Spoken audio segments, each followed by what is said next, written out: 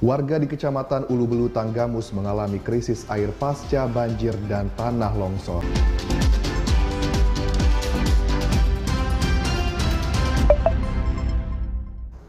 Halo, selamat siang pemirsa. Tabipun Lampung hari ini kembali menemani Anda dengan informasi penting dan teraktual. Selama 30 menit ke depan bersama saya Dafal Farizi dan inilah dia informasi selengkapnya.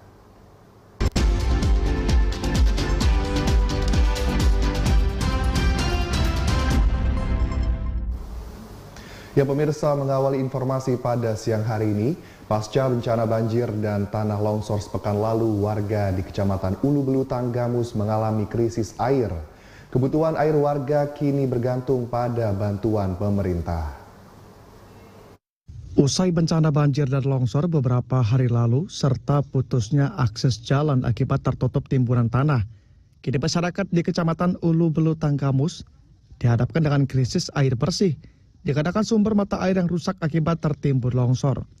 Warga yang selama ini tergantung pada sumber mata air pegunungan dan sungai, kini harus tergantung pada bantuan air bersih dari pemerintah setempat. Mistianto, salah seorang warga menyampaikan sedikitnya terdapat 10 desa lebih dan puluhan ribu warga kekurangan air bersih. Dikarenakan sumber mata air hilang tertimbun tanah longsor.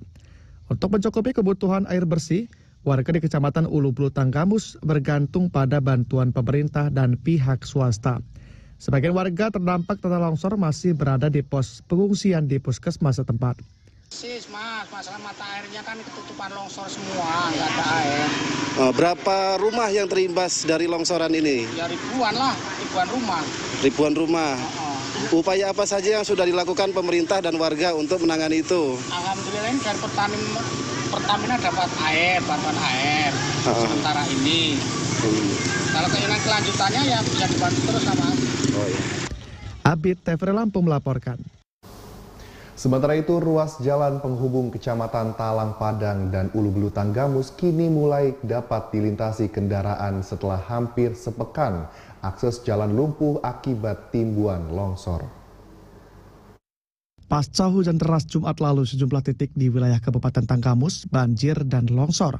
Salah satu yang terparah di Kecamatan Ulu Belu. Selain memutuskan akses jalan akibat timbunan longsor, peristiwa tersebut juga merenggut korban jiwa dan kerusakan material pemukiman.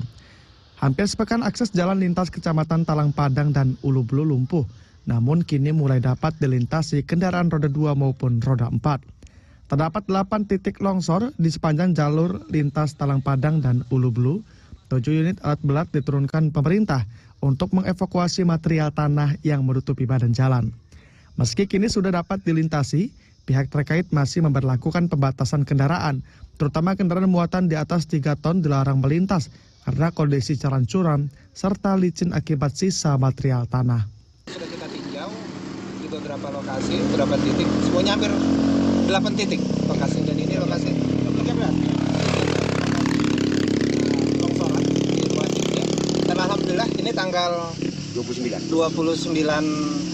Mei ini bisa dibuka untuk seluruhnya. Dan masyarakat sudah bisa untuk melintas wilayah ini.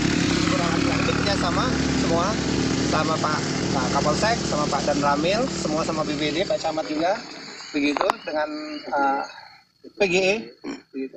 Akhirnya kita bisa menyelesaikan ini, sehingga ini bisa dilintasi.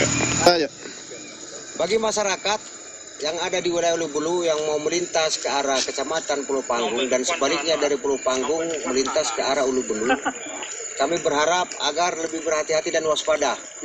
Karena situasi jalan masih belum bisa dijamin untuk keselamatan yang lebih permanen, karena masih banyak spot-spot yang mengkhawatirkan.